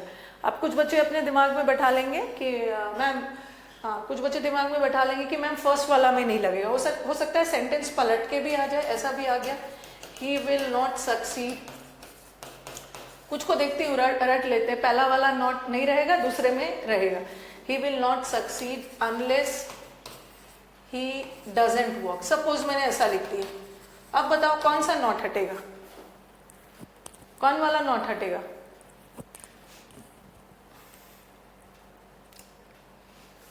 पहला सेंटेंस देखो, यहां भी नेगेटिव है, ही डजंट वर्क है, लिख दो यहाँ पे वर्क, ये भी नेगेटिव है और यहां भी नेगेटिव है, और अनलेस अपने आप में नेगेटिव है, दो जगह नेगेटिव दिख रहा है, यहां भी नेगेटिव है और यहां भी नेगेटिव है। But this negative is correct because this is a different clause. कौन सा नेगेटिव हटेगा? जो अनलेस और अनटिल वाले क्लॉज के साथ है, ये हटेगा, हो जाएगा unless he works, unless he works. Okay, और यहाँ पे मैंने सेंटेंस थोड़ा सा ऊपर वाले सेंटेंस को ही पलट के डाल दिया, यहाँ पे नेगेटिव है, यहाँ भी नेगेटिव है, कौन सा नेगेटिव हटेगा? ये तो करेक्ट है, अनलेस के साथ वाला, अनलेस के साथ वाला।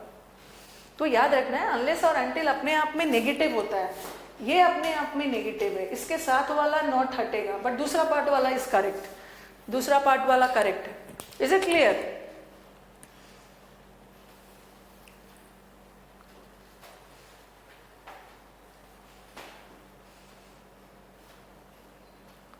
अनलेस और अनटिल के साथ वाला हटेगा, बट जो दूसरा क्लॉज है वो तो नेगेटिव हो सकता है। फिर आपके दिमाग में ये भी आ रहा होगा कि अभी तो मैम ने बोला अनटिल और अनलेस सिंपल प्रेजेंट लेता है, बट यहाँ पे फ्यूचर लगा दिया। चलो मैं इसको रब करती हूँ, हाँ इसको मैं रब करती हूँ। अब मैं टेंस वाला करवा रही हूँ।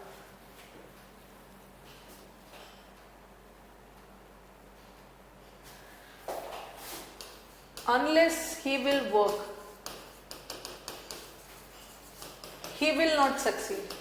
अब टेंस वाला, अभी तो मैंने बोला अनटिल और अनलेस अपने साथ प्रेजेंट लेता है, ही विल नॉट सक्सीड। आप बोलोगे कि मैम अभी तो आपने यहाँ भी मैंने विल लगाया और यहाँ भी विल लगाया, कौन वाला विल हटेगा? ये वाला विल सही है, सेंटेंस के दूसरे पार्ट फ्यूचर में जा सकता है, सेंटेंस का दूसरा पार्ट नेगेटिव भी ले सकता है, पहला पार्ट नेगेटिव नहीं लेगा अनलेस के साथ वाला, बट ये तो नेगेटिव ले सकता है। और दूसरी बात, अनलेस और अनटिल के साथ सिंपल प्रेजेंट लगता है, बट यहाँ तो मैंने फ्यूचर लगा दिया, इसको हटा दिया, अनलेस ही वर्क्स। दूसरा वाला पार्ट फ्यूचर हो सकता है, बट ये पार्ट फ्यूचर नहीं होगा, ठीक है, ये पार्ट फ्यूचर नहीं होगा। अनटिल और अनलेस के साथ विल मत लगाना, दूसरे पार्ट में विल रहेगा। अनटिल और अनलेस के साथ नॉट नहीं लगाना, दूसरे पार्ट में नॉट रहेगा। ओके, पहले मैं समझा लेती हूं, उसके बाद सेंटेंसेस करेंगे।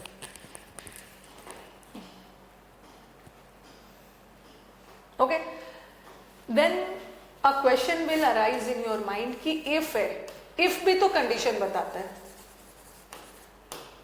Now I am telling you the difference between if and unless. ये भी कंडीशन बताता है, दोनों कंडीशन बताता है। इफ से भी हम कंडीशन बताते हैं और अनलेस से भी कंडीशन बताते हैं, बट अनटिल से नहीं। अनटिल तो टाइम बताता है, but what is the difference? What is the difference?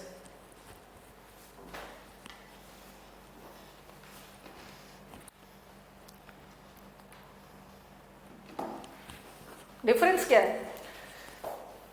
Difference क्या है कि इफ एक पॉजिटिव वर्ड है, ठीक है, इफ पॉजिटिव वर्ड है, इसका मतलब है कि इफ के साथ नॉट वर्ड का यूज कर सकते हो, ठीक है। बट अनलेस, अनलेस अपने आप में नेगेटिव है, इसके साथ नॉट का यूज नहीं करो, बट इफ के साथ कर सकते हो, इफ के साथ कर सकते हो। ये लिखा if you don't work, if you don't work you will not succeed. और पहला सेंटेंस, और दूसरा लिखा unless you don't work you will not succeed. बताइए कौन वाला करेक्ट है, क्योंकि दोनों कंडीशन ही बताता है। मीन्स आप you will succeed on the condition that you work hard. If भी कंडीशन बता रहा है, अनलेस भी कंडीशन बता रहा है, दोनों कंडीशन बता रहा है, बट इफ के साथ नॉट यूज हो सकता है, बट अनलेस के साथ नॉट नहीं यूज होगा। पहला वाला सेंटेंस करेक्ट है, इफ के साथ आप नॉट लगा सकते हो, इफ के साथ नॉट लगा सकते हो, बट अनलेस के साथ नॉट नहीं लगे। Second one is wrong, unless you work you will not succeed. तो अनलेस वाला पार्ट, अनलेस वाले पार्ट में एक पार्ट पॉजिटिव रहता है और दूसरा पार्ट नेगेटिव, बट इफ वाले पार्ट में या तो दोनों नेगेटिव हो सकता है या तो दोनों पॉजिटिव। में ये पॉजिटिव नेगेटिव बार बार आपको बता रही हूं ना, ये सब मेरे पास डाउट्स आते हैं जब बच्चे मॉक टेस्ट देते हैं ना। फिलअप्स आता है, फिलअप्स में जब कंजंक्शन आ जाता है तो वो कंफ्यूज होने लगते हैं। तो मैं अभी बता रही हूँ, और भी बहुत सारी चीज इससे रिलेटेड जितना भी आपके दिमाग में एरर आ सकता है, जितना भी एग्जाम में क्वेश्चन आ सकता है, उसको सबको डील कर लेना। चलो बताओ, इज इट क्लियर? पहला वाला गलत है, सॉरी पहला वाला करेक्ट है क्योंकि इफ के साथ नॉट यूज होगा। रिस्पॉन्ड करिए, till here it is okay, is it clear?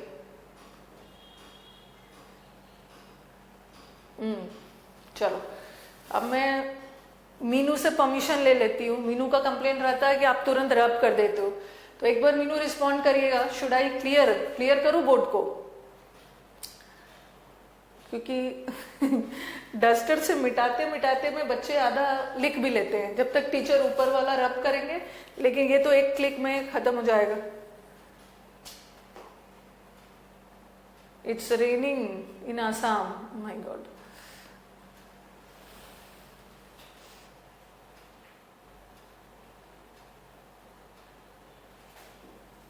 बिल्कुल बिल्कुल Ashwani, no need to worry. अभी मीनू ने रिस्पॉन्ड नहीं किया, अभी वो लिखने में बिजी है। ओके, हाँ हो गया मैम। अगर थोड़ा सा मैथ्स के लैंग्वेज में जाओगे ना, तो if plus not is equal to unless, ये बोल सकते हो। जो इफ और नॉट मिलके बताता है वही अनलेस। जैसे अभी मैंने बताया, unless you work you will not succeed। और लिखा if you don't work या if you do not work you will not succeed। तो देख रहे हो, if plus not, don't है, not ही आया, if plus not is equal to unless। जो unless भी वही बताता है जो if बताता है, बट इफ और नॉट जुड़ेगा तो वही सेंस अनलेस का देगा। हाँ, इफ भी कंजंक्शन है। हाँ, if plus not is equal to unless, if भी कंजंक्शन है, इफ भी कंजंक्शन। अब क्या चीज याद रखना है, और आपको लगेगा कि मैम क्यों बता रही है, कहाँ पे एरर आएगा, ये आपको फिल अप द ब्लैंक्स में हेल्प करेगा। इफ वाले सेंटेंस में ना, ठीक है कंडीशन बताता है, बट इफ वाले सेंटेंस में सेंटेंस का दोनों पार्ट या तो पॉजिटिव जाएगा, ठीक है, या तो दोनों पार्ट नेगेटिव भी जा सकता है। ये देखो sentence, if you work you will succeed. ठीक है, इसको नोट कर लीजिएगा, और एग्जाम में जब भी कोई फिलअप्स वगैरह आ गया कंजंक्शन से रिलेटेड, और जहां आपके ऑप्शन में, क्योंकि कई मैंने मॉक टेस्ट में बच्चे डाउट्स भेज रहे हैं ना, कई बार इफ और अनलेस आ गया है, तो वो नेगेटिव वर्ड वाला डाउट नहीं दे रहे, क्योंकि नेगेटिव वर्ड वाला आ गया वो तो आराम से कर लोगे कि इफ वाला सेंटेंस के साथ नेगेटिव हो सकता है बट अनलेस के साथ नेगेटिव नहीं हो सकता, वो एरर नहीं डाल रहे हैं, बता रही हूँ मैं। If you work you will succeed, और मैंने लिखा इफ यू डोंट वर्क, क्योंकि आपके डाउट्स जो आप लोग भेजते हो ना, उससे टीचर की इंप्रूवमेंट होती है। डाउट जो तरह तरह का भेजते होगे कि टीचर्स तो मॉक टेस्ट बहुत ज्यादा नहीं दे रहे हैं, बट आपके मॉक टेस्ट में बहुत सारी ऐसी चीजें होती है ना जो कि आज मैं सॉल्व करूंगी। एक दो मुझे डाउट बहुत अच्छा लगा। इट्स नॉट, कभी कभी पॉसिबल नहीं होता है कि सारा चीज एक जगह कर लो, और टीचर को भी नहीं पता है कि ऐसा भी एरर्स एग्जाम में आ रहे हैं। तो कुछ कुछ डाउट्स मुझे अच्छे लगे जो कि आज मैं यूट्यूब पे डिस्कस करूंगी। वैसे मैंने आपसे एक वर्ड पूछ दिया, ये रियल का पार्ट ऑफ स्पीच क्या है? आज मैं इसको डिस्कस, रियल का पार्ट ऑफ स्पीच क्या है?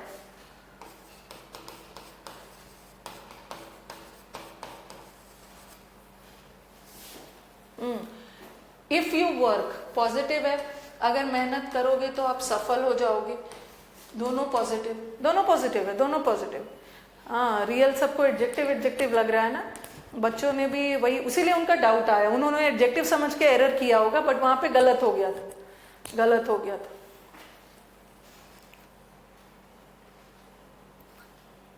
यस, आज हम लोग डिस्कस करेंगे रियल नाउन नहीं है, वो रियल वाला जूस मत समझ लेना, रियल का जूस नाउन तो बिल्कुल नहीं है। रुको रुको एक मिनट अभी। और मुझे बताना था कि इफ वाला सेंटेंस दोनों पॉजिटिव जाएगा या तो दोनों नेगेटिव जाएगा। और अब देखो, इफ यू डोंट वर्क, ये भी नेगेटिव है, आप सफल नहीं होगे, ये भी नेगेटिव है। तो दोनों पोर्शन नेगेटिव भी जा सकता है, दोनों पॉजिटिव भी जा सकता है इफ वाला। बट अनलेस वाला सेंटेंस देख रहे हो, अनलेस एंड वाला सेंटेंस का एक पार्ट पॉजिटिव जा रहा है और एक पार्ट नेगेटिव जा रहा है। तो ये कहीं नोट कर लीजिएगा, ये कहीं नोट कर लीजिएगा।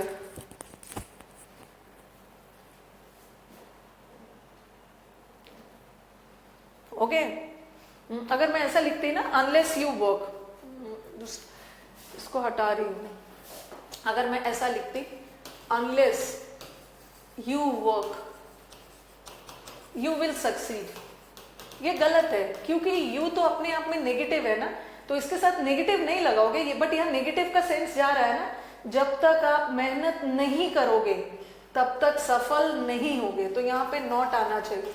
अनलेस वाले सेंटेंस में एक पार्ट तो पॉजिटिव जा रहा है, पॉजिटिव इसलिए मान रही हूँ क्योंकि पॉजिटिव नॉट नहीं आएगा, इसलिए नॉट नहीं आएगा क्योंकि ये तो अपने आप में नेगेटिव चला गया। और दूसरे पार्ट में नेगेटिव का आना जरूरी है, दूसरे पार्ट में नेगेटिव का आना जरूरी है।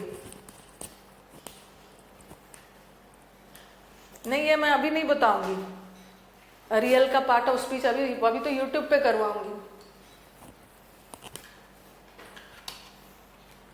अभी कोई भी कुछ नहीं पूछेगा इफ कौन सा टेंस है। अभी बहुत सारी चीज पहले मुझे बताओ, इतना दूर क्लियर है? रियल एडजेक्टिव भी होता है, एडवर्ब भी होता है। क्लियर है? जल्दी से बताइए। ओके, आगे बढ़ते हैं। ठीक है, इफ ये बहुत इंपॉर्टेंट पॉइंट है, दोनों पॉजिटिव दोनों नेगेटिव, बट अंटिल में एक में नॉट नहीं रहेगा, एक में रहेगा। ओके, चलो, एक तो ये बात हो गई। हाँ, ये करवा दिया मैंने। Okay, if you don't read, if के साथ डोंट लगेगा, बट अनलेस के साथ नहीं लगता, ये सही हो गया। हाँ, और अनलेस के साथ, अनटिल के साथ अगर मैं प्रेजेंट की बात कर रही हूं तो सिंपल प्रेजेंट लेगा, सिंपल प्रेजेंट लेगा। बता रही हूं, कभी कभी इफ वाला सेंटेंस हम पास्ट में भी लगाते हैं, ठीक है, पास्ट में भी लगाया जा सकता है, बता रही हूं सब। पहले ये देखो, if you work, if you will work you will not succeed, और unless you will work you will not succeed. 11:30 बजे से क्लास है यूट्यूब पे।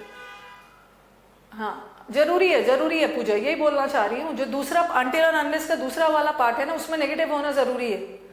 Okay, if you will work you will not succeed, ये जो इफ है ना, हम प्रेजेंट में अभी बात कर रहे हैं, कभी कभी हम इफ को पास्ट में भी यूज कर सकते हैं। देखो, ये देखो, if he works he will succeed, if he works he will succeed। और इसको मैं पास्ट में भी कर सकती हूँ, if he worked he would succeed। But अभी मैं प्रेजेंट की बात कर रही हूँ, ठीक है, ये दोनों हो सकता है। अगर वो मेहनत करता है तो वो सफल होगा। अगर इफ ही वर्कड पास्ट में है तो वर्क का पास्ट वर्कड और विल का पास्ट वुड, इसको हम पास्ट में भी यूज कर सकते हैं। बट अभी मुझे यहाँ पे प्रेजेंट में बात करनी है, ठीक है, प्रेजेंट में बात करनी है। तो जैसे मैंने आपको बताया कि अनटिल और अनलेस, ठीक है, इफ के साथ नॉट का यूज होता है, अनलेस के साथ नॉट का यूज नहीं होता है। ये तो दोनों में डिफरेंस हो गया, बट दोनों में समानता क्या है, दोनों में सिमिलैरिटी क्या है? जैसे अनलेस सिंपल प्रेजेंट लेता है ना, उसी तरह इफ भी सिंपल प्रेजेंट लेता है। ये एक कंडीशनल सेंटेंस है। कंडीशनल सेंटेंस किसको बोलते हैं? कंडीशनल सेंटेंसेस वो सेंटेंसेस होते हैं जहां सेंटेंस का एक पार्ट दूसरे पे डिपेंडेंट है, ठीक है। और कंडीशनल सेंटेंस में दो फ्यूचर कभी नहीं आए, ओके, कंडीशनल सेंटेंस में। हाँ, तो फेल लगा के नेगेटिव कर दिया ना बबीना आपने फेल लगा के तो नेगेटिव कर दिया। Unless you work, okay, you will fail, आपने तो उसमें नेगेटिव लगा ही दिया। यू विल नॉट पास, वो भी नेगेटिव है, यू फेल नेगेटिव है, ओके। अनलेस यू वर्क, उसी तरह ये हट गया, अनलेस यू वर्क होगा। दो विल है, विल नहीं आएगा, इफ के साथ सिंपल प्रेजेंट लगाओगे, और अनलेस भी अपने साथ विल नहीं लेता है, ठीक है। और अनटिल भी सिंपल प्रेजेंट लेता है। Wait here until I will come नहीं होगा, अनटिल आई कम, ओके। अब यहाँ कुछ बच्चे एकदम हड़बड़ी में है, एंड करो क्लास, ऐसे ऐसी बातें मेरे सामने नहीं करना है, ठीक है। ऐसा ऑर्डर मेरे सामने नहीं देना, नहीं तो पता चला कि मैं एक के चक्कर में सब सफर कर जाएंगे। हो सकता है कि एंड करो ज्यादा करोगे ना, तो कल जाके 10:45 में ही क्लास एंड कर दूंगी, इतनी अगर हड़बड़ी है, ओके। मुझे पता है 11 हो गया है, ठीक है, 11 o'clock हो गया। आपसे ज्यादा हड़बड़ी मुझे होनी चाहिए, तो चलो अब क्लास को एंड करती हूँ। बट अभी ये खत्म नहीं हुआ, इससे रिलेटेड मुझे और भी बहुत सारी चीजें बतानी है। अभी तो मैंने बोल दिया कि इफ के साथ विल नहीं होता है, ठीक है, यहाँ पे फंसोगे, इफ के साथ विल नहीं होता है, बट कभी कभी इफ के साथ विल लगता भी है, वो मैं कल बताऊंगी अब, ठीक है, इस स्लाइड में बताऊंगी, ठीक है। कभी कभी इफ के साथ विल लगाते भी, कब लगाते हैं वो सब बताऊंगी। अभी बहुत सारी चीजें हैं, क्योंकि मेरा यही रहता है, थोड़ा सा टाइम ज्यादा लग जाए, बट इससे रिलेटेड एग्जाम में जितने भी डाउट्स आए हुए हैं पुराने, जितने भी नए क्वेश्चन इस पे बेस्ड आ रहा है, जो आपको पता होना चाहिए, वो सब क्लियर हो जाना चाहिए, ठीक है। तो चलो एंड करती हूँ, अब कल मिलते हैं। कल परसों यूट्यूब पे बी वर्ड्स करवाऊंगी, ठीक है। आज हम लोग डाउट सेशन करेंगे। अनटिल वाला क्या समझ में नहीं आया? अनटिल टाइम बताता है, उसके साथ भी सिंपल प्रेजेंट ही रखना है।